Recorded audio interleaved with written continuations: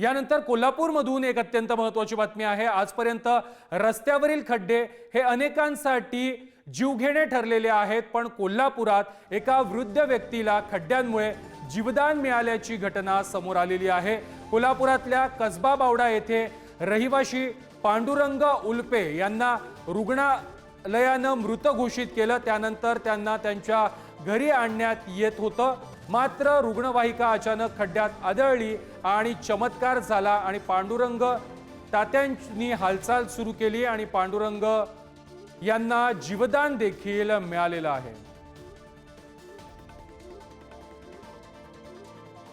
कोल्हापूरमधून ही थोडीशी अनोखी अशी बातमी आहे। आजपर्यंत रस्त्यावरील खड्डे हे अनेकांसाठी जीवघेणे ठरलेले आहेत, मात्र कोल्हापूरमधील एका वृद्ध व्यक्तीसाठी हाच खड्डा जीवदान देणारा ठरलेला आहे। कोल्हापूरच्या कसबा बावडा येथील रहिवाशी पांडुरंग उल्पे यांना रुग्णालयानं मृत घोषित केलेलं होतं। त्यानंतर ॲम्ब्युलन्समधून त्यांचा मृतदेह घरी आणण्यात येत होता, मात्र एका खड्ड्यामध्ये ॲम्ब्युलन्स अचानक आदळली आणि हे पांडुरंग उल्पे यानंतर जिवंत झाल्याची घटना समोर आलेली आहे।